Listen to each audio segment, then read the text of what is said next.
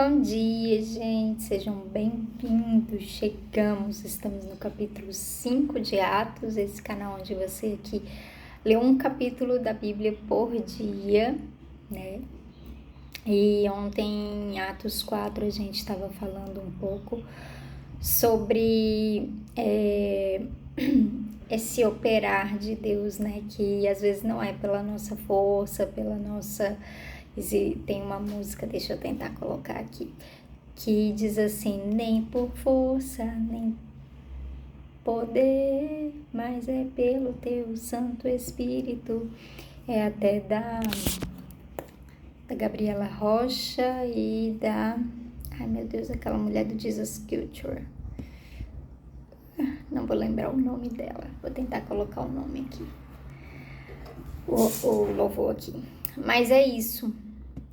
Então, aqui mais uma vez a gente vai ver um pouquinho sobre isso, que não é, sabe, sobre a onisciência de Deus, sobre o peso da santidade de Deus no lugar, porque a gente vai ver ali um pouco sobre Ananias e Safira, né, o que acontece, e a gente vai ver também esse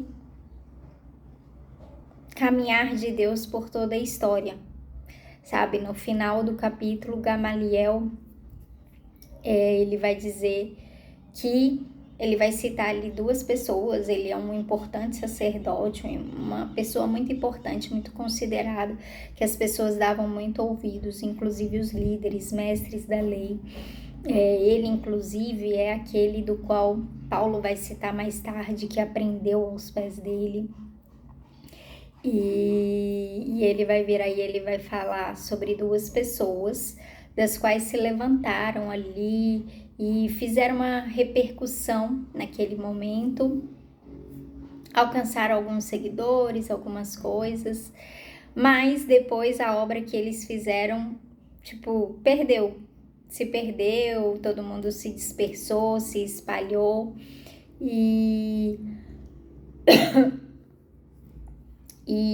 E aí ele vai falar: gente, se é dos homens essa obra, vai acabar mais uma vez. Não adianta a gente ficar aqui se esforçando, né, matando um, matando o outro, fazendo como a gente acha que deve fazer. Porque se é dos homens, a própria história vai dar um jeito de sair, né, de evaporar com eles e os ensinamentos deles. Agora, se é algo contra Deus, não há nada que a gente possa fazer. Por mais que a gente queira ter o controle na nossa mão, não há como a gente combater contra Deus, a gente lutar contra Deus. Se é algo dele, se é algo do Espírito, não tem mais o que fazer. E é isso, sabe? Isso serviu para a igreja, isso serviu para a palavra, isso serviu para tudo que acontece no mundo. E isso serve também para as nossas vidas, sabe? Não é só a igreja que Deus está conduzindo ali tudo, é também a nossa vida particular, individual, e a nossa vida como igreja. Então vamos começar lendo e vamos ver aqui como Deus vai falar isso conosco hoje. Deixa eu colocar aqui o louvor. Não por força nem...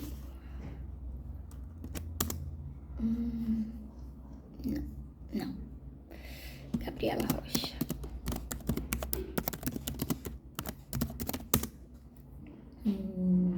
Teu Espírito, Kim Walker e Gabriela Rocha. Bora. Começar orando e aí a gente deixa o louvorzinho aí de fundo. Deixa eu só ver se vai dar certo. Amém, Jesus. Colocamos diante de Ti este momento. Te pedimos em nome de Jesus que tome o controle de todas as coisas, da nossa mente, do nosso coração, dos nossos ouvidos. Em nome de Jesus, que o Senhor venha, faça da tua maneira, usa esse vídeo como o Senhor quiser, alcança quem o Senhor quiser. Em nome de Jesus, nós sabemos que é pelo Teu Espírito Santo que acontecem todas as coisas. Te pedimos quebra cadeias, quebra sofismas, fortalezas, pensamentos, sabe, Deus, que não provém de Ti na nossa mente. Queremos submeter tudo ao Senhor. Faz acabar aquilo que não provém de Ti, mas faz permanecer aquilo que provém. Em nome de Jesus, nós oramos, te pedimos, em nome de Jesus, dá-nos o entendimento neste capítulo de hoje. Nós oramos, em nome de Jesus, amém. Bora. Então vamos... Deixa eu abaixar um pouco. Mas é isso, gente, é muito bom esse louvor. Recomendo demais. Então vai dizer assim: mas um homem chamado Ananias, casado com uma mulher que se chamava Safira, vendeu um terreno e só entregou uma parte do dinheiro aos apóstolos, ficando com o resto. E Safira sabia disso. Então Pedro disse a Ananias: por que você deixou Satanás dominar o seu coração? Por que mentiu para o Espírito Santo? Por que você ficou com uma parte do dinheiro que recebeu pela venda daquele terreno? Antes de você vendê-lo, ele era seu. E depois de vender, o dinheiro também era seu. Então, por que resolveu fazer isso? Você não mentiu para os seres humanos, mentiu para Deus. Assim que ouviu isso, Ananias caiu morto e todos os que souberam do que havia acontecido ficaram com muito medo. Então, vieram alguns moços, cobriram o corpo de Ananias, levaram para fora e o sepultaram. A mulher de Ananias chegou umas 3 horas depois, sem saber do que havia acontecido com o marido. Aí Pedro perguntou a ela: me diga, foi por este preço que você e o seu marido venderam o terreno? Foi, respondeu ela. Então Pedro disse: por que você e o seu marido resolveram pôr à prova o Espírito do Senhor? Os moços que acabaram de sepultar o seu marido já estão lá na porta e agora vão levar você também. No mesmo instante, ela caiu morta aos pés de Pedro. Os moços entraram e, vendo que ela estava morta, levaram o corpo dela e o sepultaram ao lado do marido. E toda a igreja e todos aqueles que souberam disso ficaram apavorados. Os apóstolos faziam muitos milagres e maravilhas entre o povo, e os seguidores de Jesus se reuniam no alpendre de Salomão.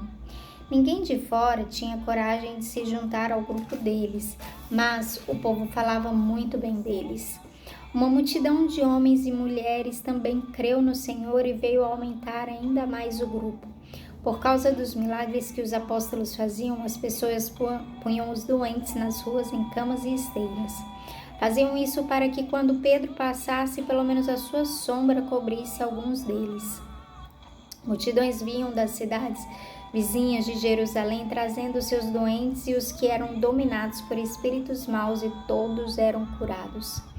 Então o grande sacerdote e todos os seus companheiros, que eram do partido dos saduceus, ficaram com inveja dos apóstolos e resolveram fazer alguma coisa. Prenderam os apóstolos e os puseram na cadeia. Mas naquela noite um anjo do Senhor abriu os portões da cadeia. Levou os apóstolos para fora e disse: vão para o templo e anunciem ao povo tudo a respeito desta nova vida. Os apóstolos obedeceram e no dia seguinte, bem cedo, entraram no pátio do templo e começaram a ensinar. Então o grande sacerdote e os seus companheiros chamaram os líderes do povo para uma reunião do conselho superior. Depois mandaram que alguns guardas do templo fossem buscar os apóstolos na cadeia. Porém, quando os guardas chegaram lá, não encontraram os apóstolos. Então, voltaram para o lugar onde o conselho estava reunido e disseram: nós fomos até lá e encontramos a cadeia bem fechada e os guardas vigiando os portões, mas quando os abrimos não achamos ninguém lá dentro. Quando os chefes dos sacerdotes e o chefe da guarda do templo ouviram isso, ficaram sem saber o que pensar sobre o que havia acontecido com os apóstolos. Nesse momento, chegou alguém dizendo: escutem, os homens que vocês prenderam estão lá no pátio do templo ensinando o povo.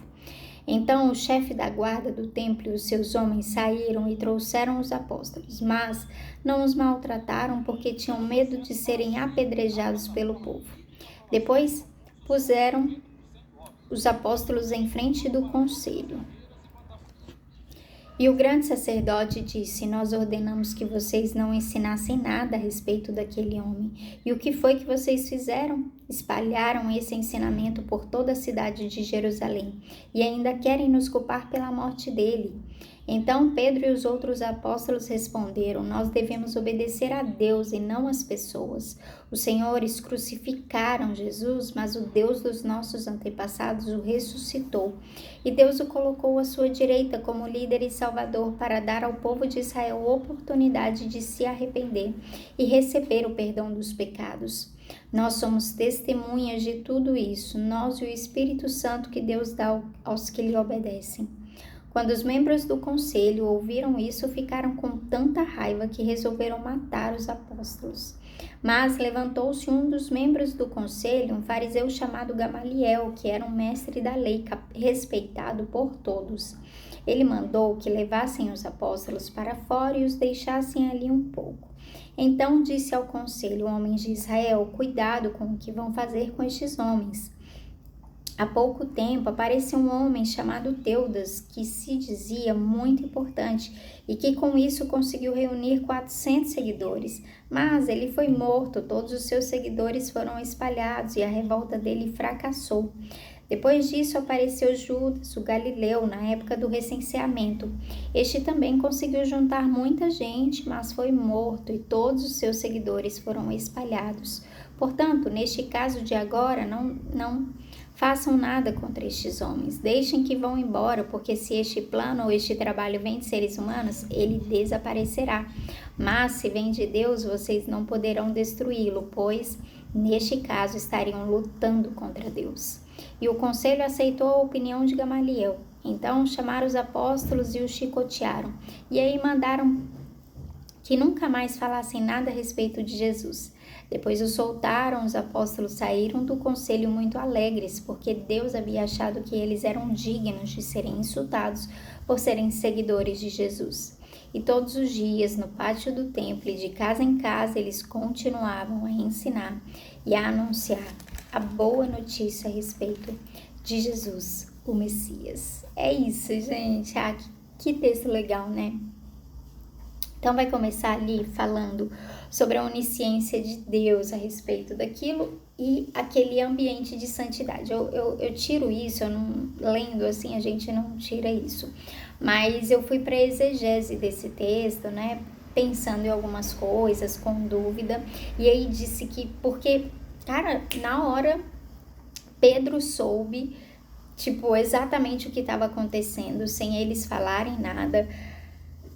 Diz que aquele ambiente ele estava ali, né, cada vez mais as pessoas faziam aquilo voluntariamente, não era uma coisa ordenada, né, não era uma coisa imposta, né, por Pedro, enfim, por qualquer um.